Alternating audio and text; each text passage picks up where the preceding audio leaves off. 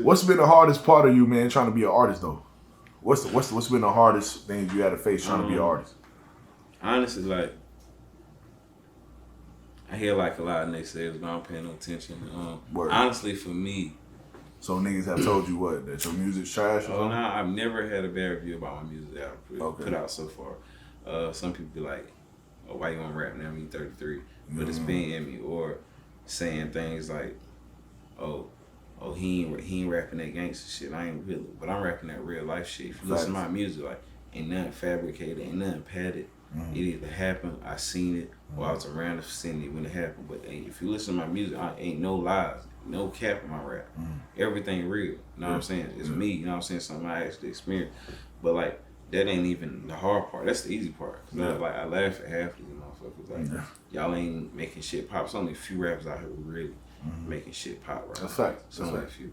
What do you say to them people, man, that say you too old to rap and things like that? I don't say nothing. Like everybody entitled to opinion. Right. So if I try to fight every single person's opinion in the world, then I be doing more fighting than working on my craft. So I can't give it no time. You know what I'm saying? But to piggyback on the question, what's the hardest part about making it now is currently like really, and it's not really hard, but money is the issue. You know what I'm saying? You think you at a certain acquired status or whatnot, and you be like, I can do this, and then you realize when you go out there and try to take steps into the venture, like it really ain't shit. You know takes a lot. Like, it take a lot of money. Like it's about paper. Everything about paper. That's all it is. Everything about paper. Cause they know you can be a millionaire quick. You know what I'm saying? If you invest the right way. Networking. Facts. Foot grinding, meeting people, you know what I'm saying? Like that might lead me to a millionaire that somebody can listen to it and believe in my craft. But you know what I'm saying? Everything in this industry, honestly, and I say it's an industry because I'm fighting to get there. But like, are you trying to are you trying to go in as an artist, or would you go in as a ghostwriter, or how would you do? Man, whatever route it take. I really, honestly and truly, like the difference between me and a lot of other people. I don't want to be famous. Okay. I just want the money. So whatever route it take to get some money, I don't care if I do want to get my first initial and let people see me. You know what I'm saying? Regardless of how long that light lasts, whatever, like, even if I drop one project and got all the money I need, I just want the money, whether it's ghostwriting, features, me getting behind the camera, cameos, walkthroughs, radio interviews, touring, going to other foreign countries and touring, like, whatever road lead to money, that's what it's about. So, how long you say you've been rapping for a long time, right? Man, I've been rapping honestly myself for like 10 solid years. Right. But I've been doing music probably my whole life. From out of those 10 years, what have you done that hasn't made you make it so far? Like, why do you feel like you haven't got into the game? So I know the money thing. Yeah, money, financial, but you feel like you lost determination. No, it was never like loss of determination before. It wasn't like me in the forefront. Like I was a part of this group, Trip C. All of them to this day, they still my niggas. We was a group. I was a cameraman. I wasn't thinking about rap, but I wanted these guys to make it.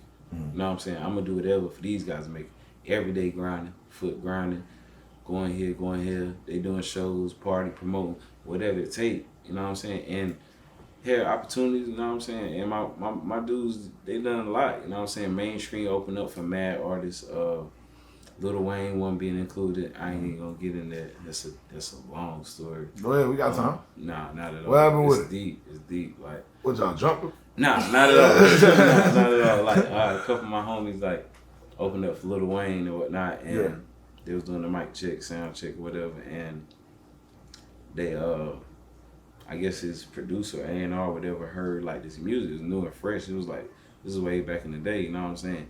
It was new, it was fresh, and I guess he was like, yo, if y'all let them open up for me, you know what I'm saying? If y'all let these guys go on before me, then I'm leaving. And the crowd go crazy, whatever. He performed, but my niggas still perform, you know what I'm saying? So I guess it was kind of like he opened up for them, but whatever, that's a long story. I don't even want to get into that, you know what I'm saying? A few Wayne open up for your guys. A few of my niggas know it's real, but like pretty much I was focused on my homies and making sure they got success at that time. The internet had just really started popping. You know what I'm saying? From the MySpaces and to the Facebook. It's like you know what I'm 06, saying? 07. Yeah, this is a while ago. You feel me? Like, so hot dang. The internet really just taking off, you know what I'm saying? And doing things in it, whatever it takes, foot grinding in the hood every day, events, parties, whatever it took, you know what I'm saying? So, went off to college, came back and just really started writing more music myself, and it just got to a point where I done made beats, I done sat behind the camera for years, giving people the visuals, knowing the landscapes, like knowing the ins out of this music shit. I'm like, I could do it. And I dropped my first project. It was called BMO. That's what they call me, BMO, BMO. It was called Boho, More Pressure. And I put 100 units out in my city. I went out the street one day with 100 CDs and came home with none. Rode the Greenwood that day, got all CDs off. A lot of my friends at the time said weren't ready. But I sold 100 copies, so I heard what they said, it wasn't ready, and it was premature, which they probably was right. You know sometimes you gotta match the gas though, man. Sometimes it was premature. Yeah, sometimes you gotta match the gas. It was a spot in the back of my head that knew, like, okay, it was premature, and I am hearing people say like it's premature, or you're not ready. I heard that my whole life.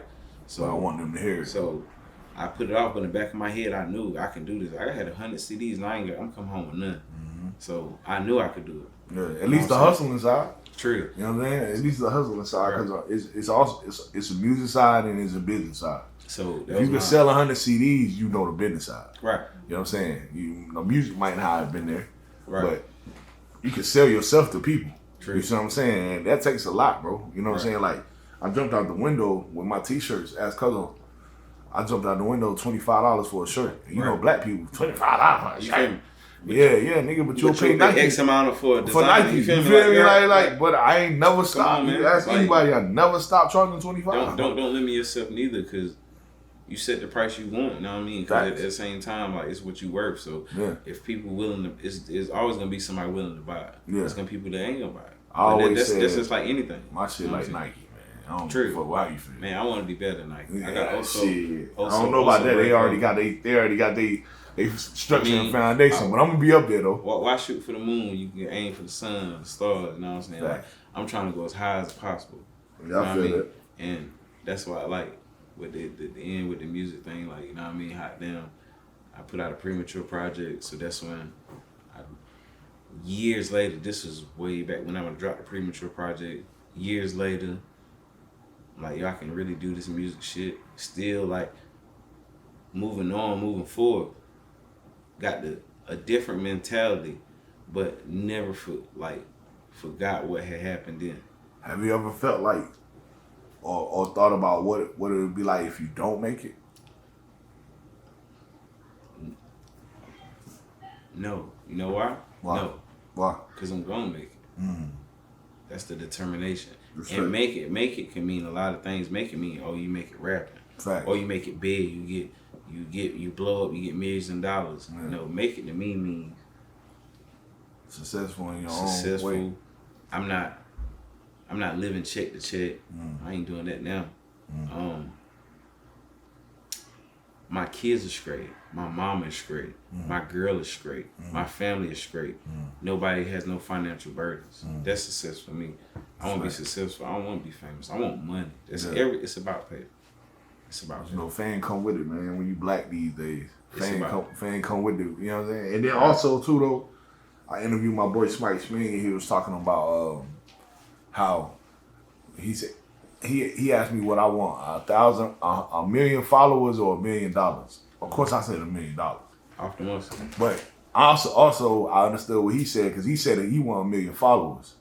Because check this out, if all you need is 1,000 loyal followers, and you'll never have to work again. They will buy into whatever the hell you put out. Right again. Just 1,000 people. Right, you know what I'm saying? So if I got a shirt that costs $25 and 1,000 people buy it, that's 25. That's 200. That's 25,000. It's 25 grand. Yeah, 25 grand right there. Math and and that's in 1 year. You know what I'm saying? Like if I wasn't selling for 1 year, and that's just shirts. That's just shirts. That's just shirt. Imagine if you put out hoodie. My hoodies is 40. Right. That's 40,000. Right. The next year. You did. You see what I'm saying? Right. So it's generating like wealth. Exactly. So you're successful. That's fine with me. That's fine. The average person working at McDonald's make 14,000 a year, 17,000 a year. Terrible wages. You did. All them hours they put in. If you made 25,000 off selling shirts, you ain't got work. You work for yourself. That's a fact. So that's a true thing. Yeah, and a lot of people. It's my favorite saying these days. That's why I interview so many people on Europe TV is because what I found out is that people buy into the person now more than they buy into the product. Right. See what I'm saying? You good? Yeah. People buy into the person now more than they buy into the product. So being that I am who I am around here, right, whatever I put out, niggas gonna buy. Right. You know what I'm saying? Just because they fuck with me. True. And I'm genuine. Right. Like you know what I'm saying? You're like a genuine dude. Yeah, so you put something out, like you said, you sold 100 CDs, bro. You sold 500 CDs in what, 2020? I sold 120, 2008, 2010. 2010. And I sold 1,000 in 2020. You sold 1,000 during the pandemic? 1,000 CDs. During the pandemic? I got names and numbers till I got to 1,000 written down. He sold 1,000 CDs.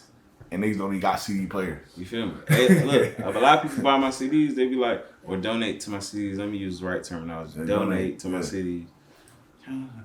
What did you make? What did you make off 1,000 CDs though? When you like to know. Because come on, man. But, you gotta disclose that.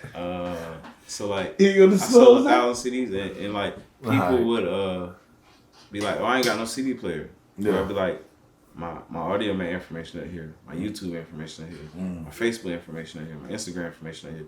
Even if you don't got a CD player, this is a keepsake because like if this venture takes off, how I'm planning, then this would be something to say. I actually met this nigga.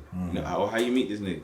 Because he gave me a CD in 2020. You know what I'm saying? Like, and that's just a real keepsake. Like I do CDs too, not just a foot grind, but to let people see I'm a real person. Anybody can post on my Instagram. You see somebody online for every day for the rest of your life, you know he's real, but because you see him online. But when you meet somebody face to face, flesh and blood, you got a chance to interact with this person, ask whatever you want to.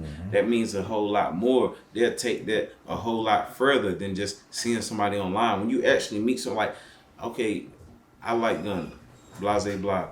I could see Gunna online all day. I ain't never met him. I don't know if he's a real person. I know him because I see him online. But if you meet him in the flesh and blood, you can talk to this person, you can touch this person. You know what I'm saying? And it's just that feel goes a lot further than just seeing somebody online.